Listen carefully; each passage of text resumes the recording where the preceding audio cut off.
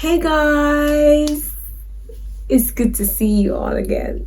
Oh, maybe it's good to see me again, right?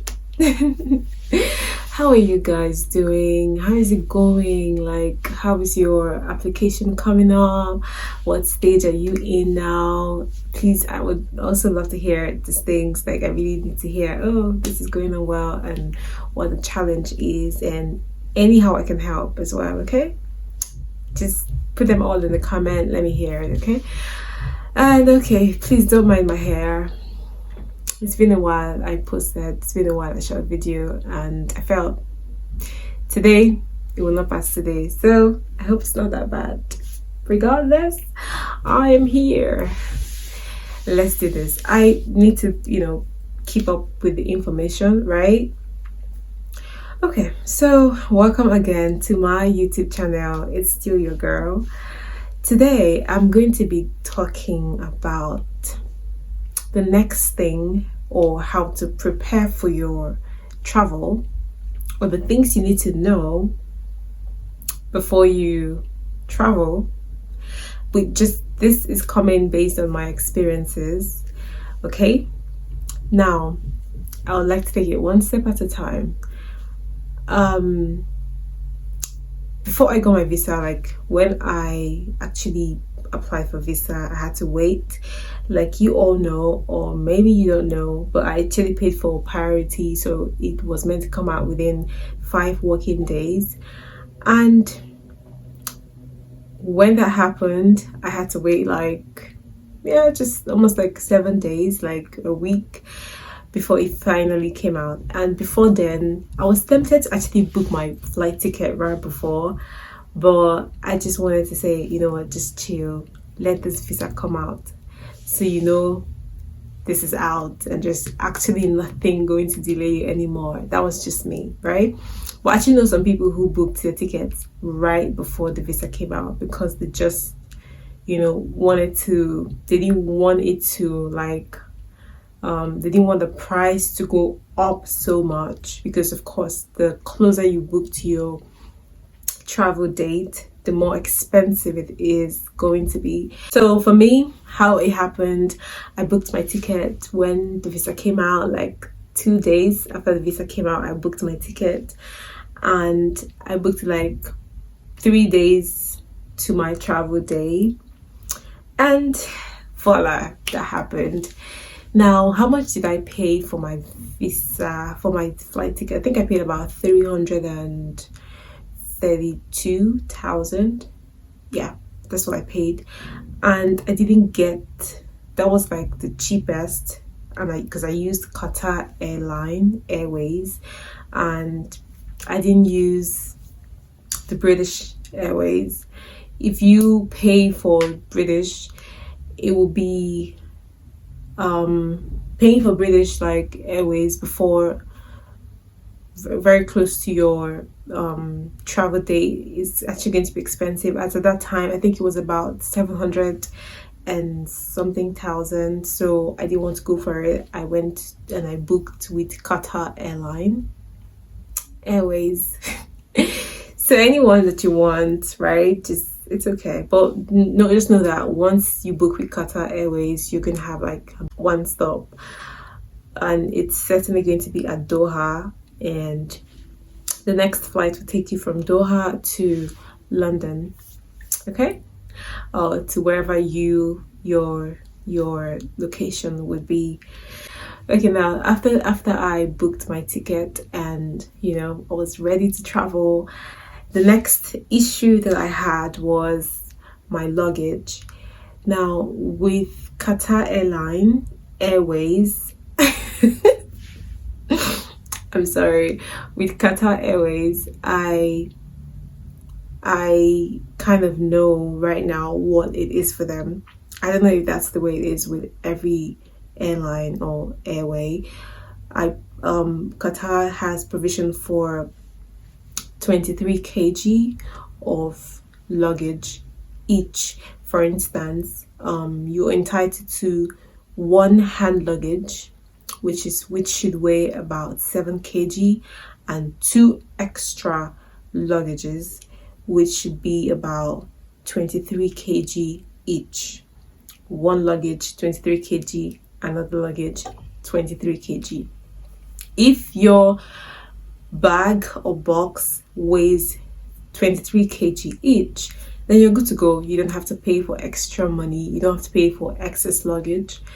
But if you have excess luggage starts from, of course, more than 23 kg, and the limit to which they can take is about the 32 for each box. For instance, let me tell you how mine happened. I had two big boxes, and at first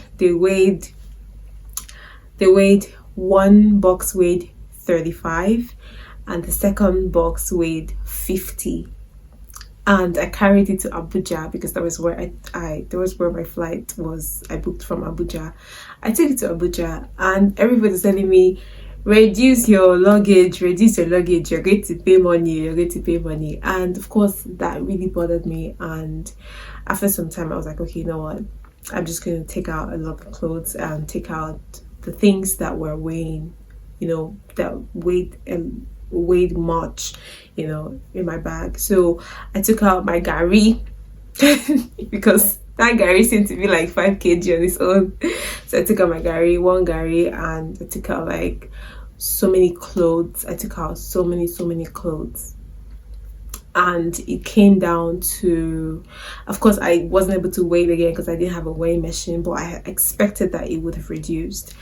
Now, on the day that I was to travel and I got to the plane, I got to where I was meant to weigh my boxes to know how much I was going to pay, or if it was an excess luggage. Then I figured that one of the boxes was now weighing 32 and the second box was weighing 38. So they told me that that the only way they can allow me maybe to get through with the excess luggage is if I pay for another box, which is like an extra box of 23 kg, which is, I don't know how much that money is, but it was meant to be about 100 and something thousand, but something like that. Or like if you pay for another box and also pay for excess luggage of the boxes that you have. Okay, I don't know if this is quite clear. So what they told me was, you are only entitled to carry the highest excess luggage for one box is meant to weigh 32 kg. Like the one box is just meant to be 32 kg maximum of the excess luggage for one box, and the second box is meant to weigh 32 kg. So the option I had was either to go and take away some clothes or take away some things from the box to make it 32 kg so I can pay for excess luggage alone, or if it's so important to me, then I'm still going to pay 32 kg excess luggage. 5 kg that I've taken away from the 38 excess luggage would now be put in another box, which I'm meant to pay another box. Damn, I don't know how to explain that. I just hope that is clear. So I didn't think it was worth it. What I did was I just took away 5 kg worth of items, 5 kg weight from the 38 kg box, and it equaled down to 32 kg, which was the maximum for each box. And I paid excess luggage for the 32, which was actually meant to be 23, but it's 32. So I'm paying extra luggage. I'm paying excess luggage because it weighed 32 kg. Oh my god, I feel like I'm spending so much time on this. Okay, so but because I really wanted to understand that, so I paid excess luggage for 32 kg each of the boxes, and it resulted to 54,666 naira. So that was what I paid for my excess luggage. Now, okay, I've already, God, this is too fast. Okay, now, first of all, once you get that right, then you don't have any other problems. The next thing that happens right after on the day, so first of all, before you come up for your, before you get to the flight, before you get to the airport, you are expected to fill passenger locator form. That I will link in my description. Okay. And the second thing that you're meant to also have is your Kovi test, and it should be done, it should be done 24 hours before you get on the flight. So for instance, I had like I think because I was stopping at Doha, and from Doha to London it was going to be like about 2 days.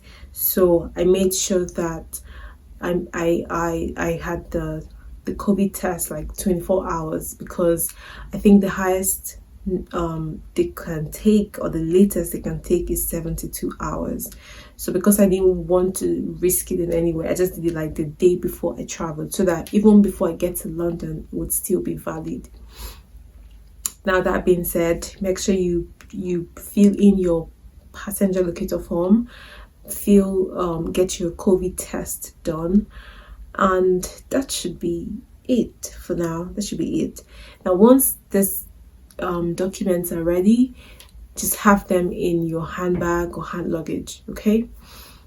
Now, on the day of the flight, on the day of your travel, one of the things that are not really allowed into the flight is palm oil. For instance, when on the day that I traveled, I had palm oil. I had like 5 kg palm oil, and it was really important because I just really wanted to carry it. I don't quite know if I'm meant to talk about this, but I'm just gonna say, if it's really important to you that you have to carry palm oil, just know that you are likely going to pay for it, and you're going to pay like quite an amount. I don't know, just have that in mind. It's going to be like quite big, because sometimes they can be really, really strict, like they don't even want to hear anything. So if you must carry palm oil, just be sure that you're going to you have enough money to settle for that. If not, it's going out. Now, if you don't want to stress it, let's say you don't have money for all these things, just don't even bother bringing palm oil. Once you get to the UK, you will buy. But I'm just saying, if it's really that important to you, just have extra cash in naira. Now, after you have gotten to that, I think the first place you're going to get to is the part where they're going to search and screen the things that are not meant to get into the flight. So that's where your palm oil is going to be taken out, and any other food item that they feel is not meant to be in the plane will be taken out. So, but I don't think that there's any other food item that should be, that is a problem, if not palm oil. So anything oil, palm oil, groundnut oil, don't even bother bringing it, except you are ready to make some payments. Now, what I did when I was traveling, I just named all the foodstuffs that I was carrying. So I had names on it, so that they just know this is what it is, this is what that is. But to be really honest, it wasn't really necessary, because when I got to the place, I wasn't really searched, maybe because of the whole settlement thing, but I wasn't really searched like that, and that was just it. Now, after you're done with the whole search and screening, at the same spot, they're going to check for your Kovi test. They're going to check I think that's the place that they will check your Kovi. As much as every other place, they're going to confirm it, but they're going to start asking for your Kovi test from there. So make sure you have a printout of the 2 documents. Now, they'll ask for your passport and the Kovi test, and you're going to show them. Then once you're done with that place, you go up. I'm just gisting you because I went from Abuja. So probably if you're going to go from Abuja, this is probably what you're going to also witness. And now going upstairs, upstairs is where you're going to also, present your passenger locator form. They're going to look at it. They're going to look at your passport. Yeah, I think just these two documents. They will ask for them and look at it and be sure that everything's in order. Then after that, you move to the next place, which is where they're going to weigh your box and tell you if it's an excess luggage, how much you're going to have to pay for that, and all the necessary things. Now once you're done with that, you are not going to see your box again till you get to your destination. So once you have weighed your box and you've paid for whatever you have to pay for concerning the luggages, make sure you have a padlock. Please just buy a padlock and a key so that you can padlock your box and keep your key in your bag for when next you see your box. Okay, so it's at that spot that you're going to carry your box. Like, they just tag it and it just slides down into a place where you're not going to see it again till when you get to London. Now after that, you would have to go and get your boarding pass, which it's not a big deal. Once you get there, they're just going to ask for your passport. I don't really know what they have to do, but at the end of the day, they just like give you your boarding pass. Now once you get your boarding pass, you're good to go. It's not a big deal. Once the time for the flight is ready, they will call you guys. You would always, don't be afraid to ask questions if you're not clear about where you're meant to stand or where your flight is meant to be. You're not really going to have an issue, because at that place you're always going to see someone who's going to direct you and say, oh, okay, this is your flight, this is where you're meant to stand, this is where you're meant to stand. So it's not a big deal, and it's actually quite clear. They'll just announce it, and when you look at your boarding pass, you're going to see, oh, they're calling on you guys. So now once you take line up, they just screen you. You feel a certain, like I don't know what that thing is. It's like manifest. The manifest. No, there's something you feel like if you just write your name as one of the people who are getting into the flight. You just write that in. It's not a big deal. Just feel all those things, and you go in to the flight. Now every other area is just screening you. They just screen your bag, screen your box, screen your hand luggage, and have you get in.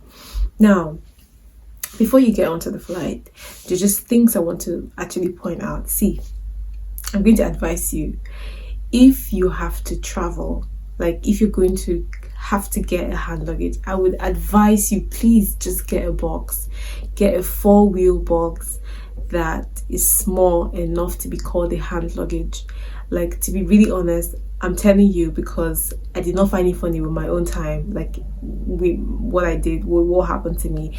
The issue I had was I had a hand luggage, I had my handbag, and I had the laptop bag, and the only thing that was to be allowed was just like 2 bags, your handbag and your hand luggage. Those were the things that they were just only going to allow. So they told me, if you must have to carry, if you must have to like have a hand luggage, one of these bags would certainly not go with you. So it's either you take your laptop out, or you put it in your hand luggage, but you're just going to have to carry 2 things. Just your handbag can be allowed and your hand luggage. So because my hand luggage was almost heavy, I took out some things from my box. So I tried to put them in the hand luggage, and I put my laptop in my hand luggage, and it was extremely heavy. It wasn't even funny. Like, it wasn't funny, to be really honest. When everyone was just carrying their boxes and not even feeling like there was anything going on, I was there struggling to carry hand luggage. It was so painful. So I'm just going to say, look, buy a small box that has a trolley that you can like just push. You're going to literally walk, and all you're going to have with you is your hand luggage. If it's heavy, you know what's going to be. So it was not funny for me, and I just there and then I made up my mind, look, I'm not going to carry any bag that's hand luggage. I was carrying box, and it has to be 4-wheel because I don't have energy to be carrying something that is heavy. So I think it was my fault because I had lots of things in my hand luggage and it was quite heavy and it was really uncomfortable. Nobody would talk to you, nobody would help you, all of that. It was just really annoying. So yeah, now once you are done with that, you would just get on the flight. Like every other thing would just be them directing you. You see everyone moving in the same direction, so you're just going to follow them and you go and get ready to get into your flight. So once you get to flight, you're fine. You're good to go. I would also advise, secondly, that you have a jacket, a winter coat, anything. This period is damn cold. Like it's cold, like it's really cold right now. So if you're coming to London right now or have intentions coming in anytime from now to early this year, damn, it's really, really cold. You don't want to stress it, like you don't want to freeze out. So just have a winter coat, really handy.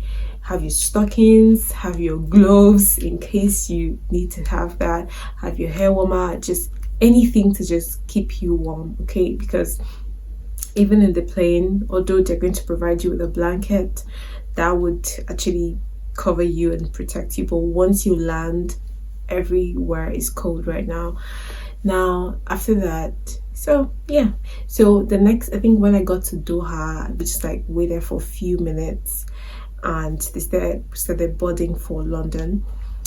And yeah, there's really nothing much to talk about London because you've already gone through the phase from Doha. This is if you're using Qatar Qatar Airways. Now, yeah, so they're just going to check your boarding pass, right? Because you would have put your boarding pass for Doha and for London. So yeah, of course, it's just going to check your boarding pass and that's all.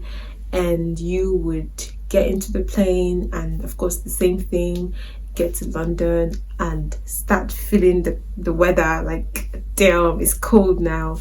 So now once you get to London, it's quite a distance from where the plane dropped you down to the immigration point. You're going to have to walk. That's why I'm saying please get a hand luggage. That is a box that has four tires or whatever that you can just roll before you can get to somewhere that you're going to need to get like a trolley, a trolley or something. So if you have to carry a bag, make sure it's not heavy. And so getting to the immigration point, there's really nothing much, especially of course the same thing that we have all been talking about pre-reg. It's really straightforward. They're just going to ask you about why you're in the UK, how long you're going to stay, if you have a place to stay and things like that. It's just going to ask you all those questions, which of course you already have answers to them. Now and after the immigration point, you just get into the UK. It's like, welcome to the UK. So yeah, when you get down there, you get to a point where you're going to have to go and pick your luggages, and that's where you see all the trolleys, because you're going to have to carry your luggage into the trolley and push them by yourself. If you have someone waiting for you outside, then you're going to push it right to meet them. But if there's no one waiting for you and you have to take a train or anything, or take a bus, then you would stay right there and book your bus. Now I was going to also say, book your bus ticket before you before you board to London. But then I was going to say that, but I'm just going to say, you know what, just don't worry. Once you get to London, book your bus, because you don't know how long it's going to take you down at the immigration point. You don't know how many hours it's going to take, or minutes, or whatever, because it's not just only you, there's so many other people who are there, and it's going to take some time to have everything settled in. So if you have to book your bus or your train, make sure you're booking it like hours, you're giving yourself enough time so that you know that once you're done with immigration, you're still going to just maybe like either be meeting the bus right on time, or you just have a few minutes to wait before you get to the bus, to the coach or the train. So I'm just trying to think of the other things. Okay, now so now that's just the only thing.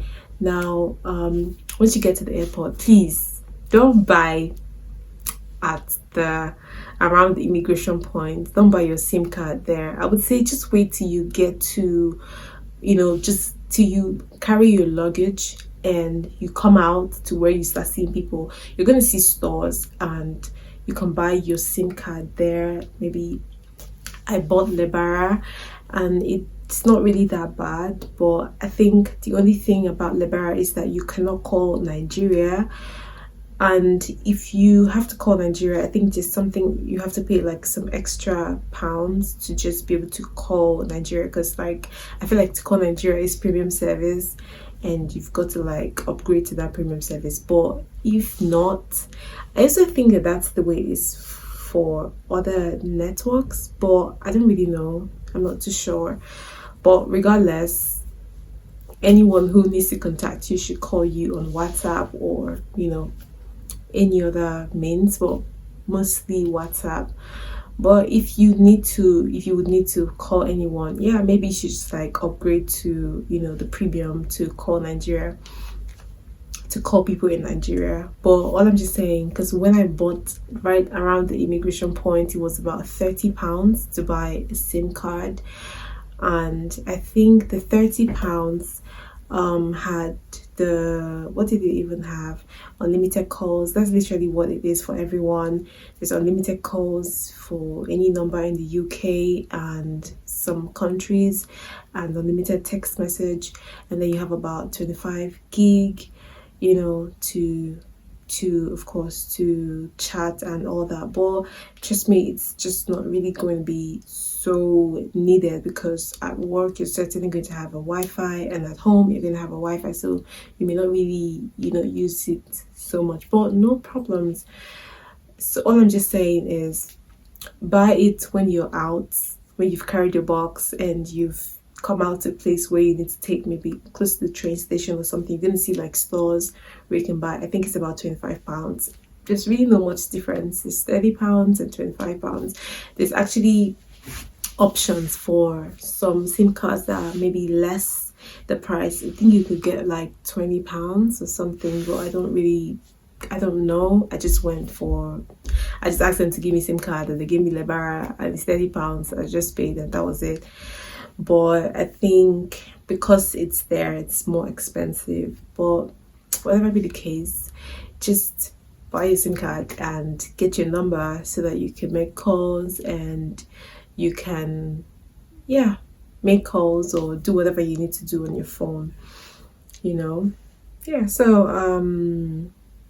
but even if you don't want to buy a SIM card there's of course the option for the Wi-Fi in the airport. So yeah, I think you would be good with that. Anyone you want to do. Me, I couldn't wait. I just let me buy UK number. So if you want to do like me, you can buy it. But if you want to wait, there's really no big deal about waiting, because it's important that you have a UK number so you can like start calling maybe anyone you need to call at work or something. Or just the earlier the better.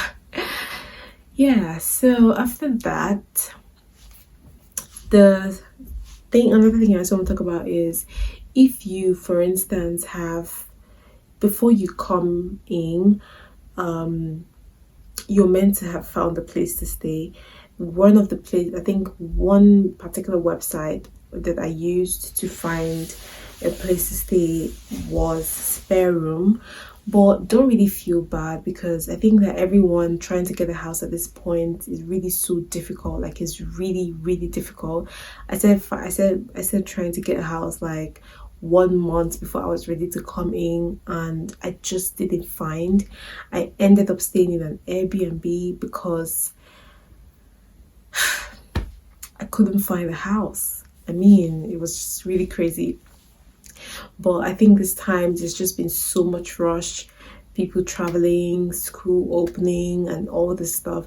So I would just say, don't be too hard on yourself. If you feel that you're not able to get a house before you come in, just book an Airbnb for some days, and yeah, you would within that time be able to now get a place. Another thing I also want to talk about is your COVID test. Now your if you get vaccinated before coming, I think like either 10 days before coming, you wouldn't have to isolate yourself once you come into the UK. But if you're not vaccinated, just like I wasn't before I came to the UK, you would have to isolate for 10 days or 5 days, whichever one. Because if you now 10 days, okay, you would have to isolate for 10 days. But now there's also an option to isolate for just 5 days, which is you have to pay for differently. It's called test to release. Now what happens is the normal one is 10 days. Now once you come in, before you come in, oh my god, I should have talked about that. Before you come in, you should book for a COVID test. Okay, you should book for a COVID test, and you have to book and pay for a COVID test, okay, that you would do when you come into the UK. You have to pay for like you have to book for the day 2 and day 8 test. Now I used project screen prenetics, so you can google it, like project screen or project screen by prenetics. Oh my god, I don't even have a pack. I should have like showed you guys what it looks like, but just www.projectscreen. I'm still going to link it, okay, and just go on the website and click and pay for your COVID test. You're not going to be allowed to come in if you don't have if you've not booked for it. So book for the COVID test that you will do on the 2nd and the day 8. Now this is if you want to quarantine, if you want to isolate for 10 days. But now if you feel like, oh no, 10 days is such a long time, you're going to just another test that you can also pay for, and it's a different test. Like you pay day 5 differently, and day 5 is test to release. So when you pay for day 5, you would do your day 2 test and do your day 5 test. If the both are negative, then you are free to move about. You're free from isolating. However, you're still going to do your day 8 test, but that wouldn't be you being in the one place. It could just be you maybe on a day 8 you just do and send, just to fulfill your righteousness.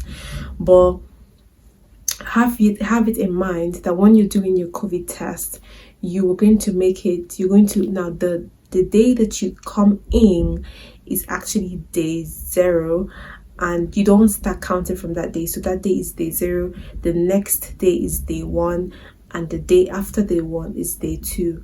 Okay, on a normal day it should be as you just come in, day 1, the next day day 2, but as you arrive, it is day 0, the next day is day 1, and the next day after day 1 is day 2. That is the way you're going to count it, and just like that down to day 5.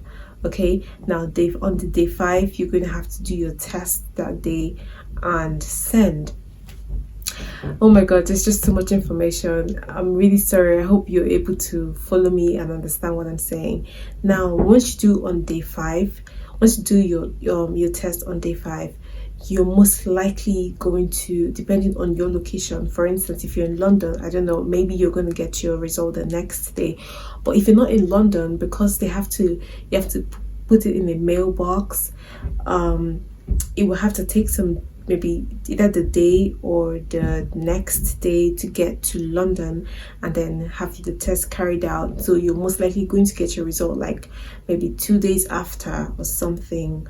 So oh my god, I really want to explain this in a way that you can understand, but if you don't understand anything, trust me, you can ask any questions in the comment section and I'm going to respond to you, okay? Yeah, so that is just it. Like, I mean, I know this video is already very lengthy, and I didn't intend it to be. It's just that I had like so much to talk about. Now if you have any questions, like I said, drop it in the comment section and I'm going to reply. And also, if there's something you need to, if you just an information you want to know, if there's anything else you want me to make a video about that you're not clear, that you want me to like talk about, you know, about this whole process thing, just let me know and I will make a video on it. Okay, for now I think this is everything. It would just be welcome to the UK for you, and yeah, of course you will begin to experience everything. Just let me know if there's anything you want me to talk about, because right now I'm just trying to see if there's anything else I'm missing out. But it doesn't really matter even if I miss out anything right now. If you realize that, oh yeah, there's something you need to find out, just ask me and I would respond. Okay, thank you so much for watching. If you have watched this video down to this point, thank you. Okay, thank you so much for watching, and I hope that this was really helpful. All right, you know, I got you always, so take care.